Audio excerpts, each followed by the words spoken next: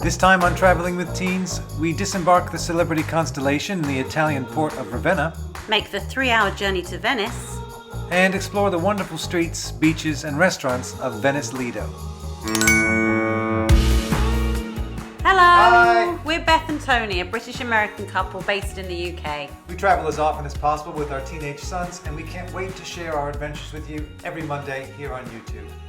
Sadly, we had come to the end of our 9-night cruise and we woke up docked in the port of Ravenna. Ravenna is Celebrity and Royal Caribbean's port for Venice, although Venice is 140 miles away. It is definitely wise to have your onward journey planned ahead of time. We imagine most passengers will head to Venice Airport or on to Venice proper for a few days, which is what we had planned. Large cruise ships have not docked in Venice since the pandemic, and docking in Ravenna seemed to catch a few passengers by surprise, as we overheard several people making last-minute travel plans. Celebrity offers a coach transfer to Venice Marco Polo Airport, or Venice itself, as well as transfers to Bologna Airport. The coach transfer directly from the ship wasn't too expensive, but it certainly mounts up when there are 4 of us. We took another option with Celebrity, which would take us only as far as Ravenna train station. This only cost around $10 each. Disembarkation ran really smoothly, and when our number was called out, we took our hand luggage and disembarked on deck 1. From here, we walked to a small terminal building to collect our luggage.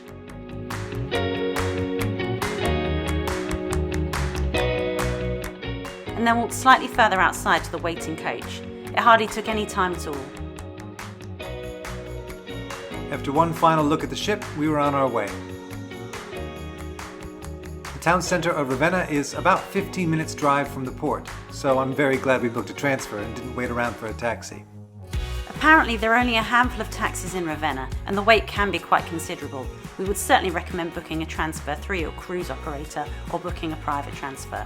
On arrival at the train station, many of our fellow passengers went off to catch trains. Surprise, surprise. We had booked a FlixBus ourselves, which is sort of a European version of Greyhound, to take us to Venice Tronchetto. That's as close as cars and coaches can get to Venice Island, the main part of Venice. Our bus tickets were £16, around $20 each. To get to the bus stop, we had to walk rather a long way. While this was fine for us and the weather wasn't too hot, I would recommend taking a taxi if you choose this option on a very hot day or if you had limited mobility. Whether walking or being driven, the bus stop was straight down Tree-lined Boulevard, which made it very straightforward. As we had the time to spare, we stopped for cappuccinos and pastries at a local cafe. These were amazing, and we were definitely in Italy now. And they were certainly the cheapest we had in our entire trip as well. At the FlixBus stop, we were reunited with a number of Constellation passengers who were also travelling on to Venice. The bus was okay, the Wi-Fi wasn't the best, but it did exist, so the kids were happy, and it was reasonably comfortable and clean. Our drive time to Venice was approximately 3 hours, and took us through the Italian countryside, which was nice. We passed through the city of Padua, but didn't stop there, because there were no passengers getting on or off. Our next stop was Venice Mestre, where a lot of people did leave the bus. Hotels and accommodation are generally cheaper here, as you're not in Venice proper, so this can be a good option if you're on a budget. We passed the Fincantieri shipyard, where we could see Cunard's new ship Queen Anne being built, as well as the brand new Norwegian Viva, which was literally about to leave the shipyard and head off to Trieste to begin its life as a cruise ship. Have you been on the Norwegian Viva yet? Or are you booked to go on the Viva? Maybe you're even booked to go on the Cunard Queen Anne? Let us know in the comments below. We arrived at Tronchetto and our first thought was, what have we done? It was so busy. No one seemed to know where they were going and it was so crowded and hot. To get to Lido from Tronchetto, the quickest way is to take the Ali Laguna CAR ferry, which is €15 per person, one way. We turned a corner away from the crowds and soon found the ticket office and where we needed to be. We bought our tickets, waited for about 5 minutes and then walked on. No one took our tickets, it was all very relaxed. We headed straight up to the top deck of the ferry so we could enjoy the views of Venice as we sailed to the Lido. I got chatting to a lovely fellow passenger from the Constellation who was also travelling to Lido. Her family were from there and she gave us some excellent tips on where to eat and what to do. She also pointed out Elton John's and Sting's houses on the Grand Canal. They're actually next door neighbours. This was a fantastic introduction to Venice. It was like getting a private sightseeing tour.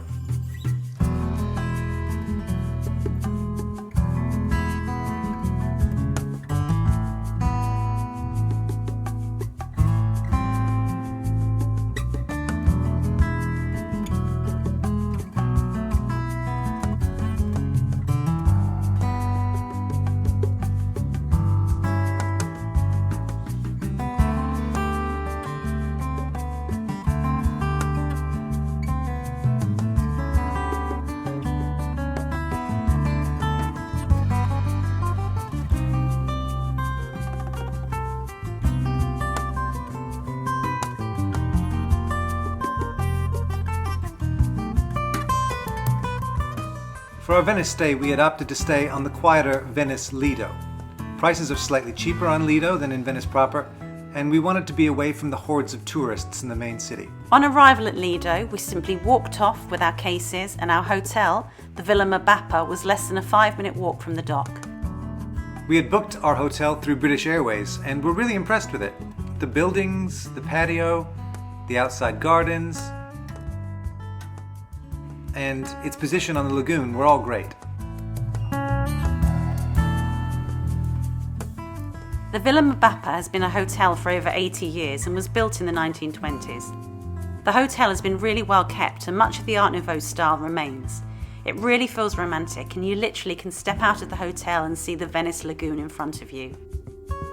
The outside grounds aren't huge, but there is a lovely patio out the front where you can eat breakfast or dinner, and there are separate gardens to the rear.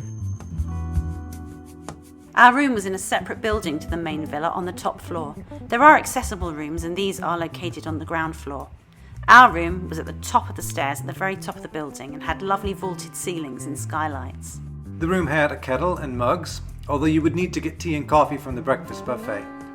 A safe, bedside lamps with USBs on both sides of the king-size bed.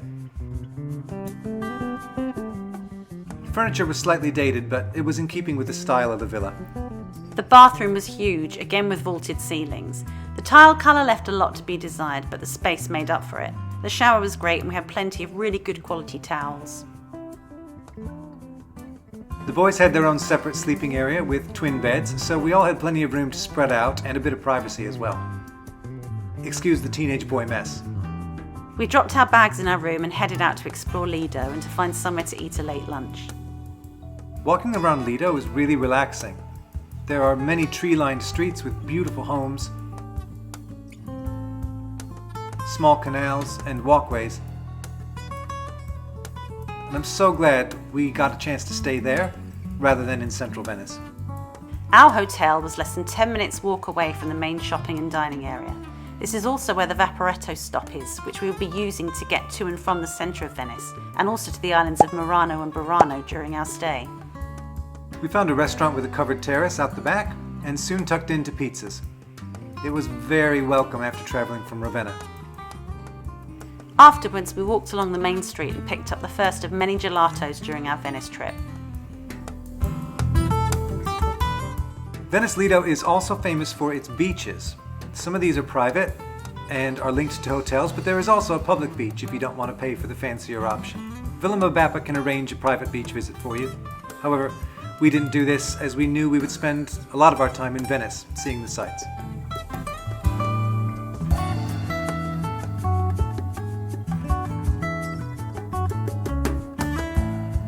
We did think about taking the Vaporetto to St Mark's Square that evening, as it only takes 10 minutes from Lido, but we decided to spend our first evening exploring more of Lido. We walked around a lot of the residential areas, past the famous Hotel Excelsior. We were very impressed at their water taxi station, and saw where they were beginning to set up for the Venice Film Festival.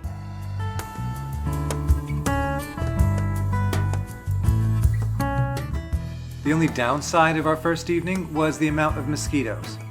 Now, we'd expected this due to the canals in Venice, but we really weren't prepared for how bad it would be.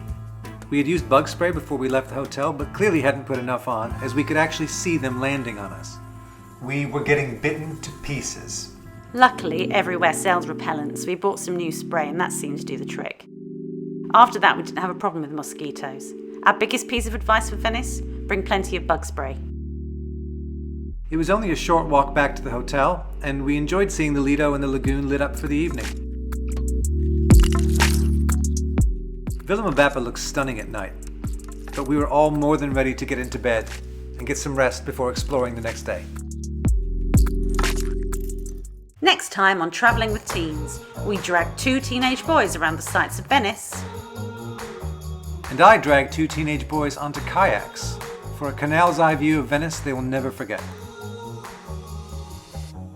By the way, we've nearly reached 200 subscribers, which we are thrilled about. It's wonderful to see our community building here on YouTube. So if you haven't subscribed already, please do. It would really mean a lot to us at this early stage of our channel, and it would mean that you don't get to miss any of our trips. Thanks for watching.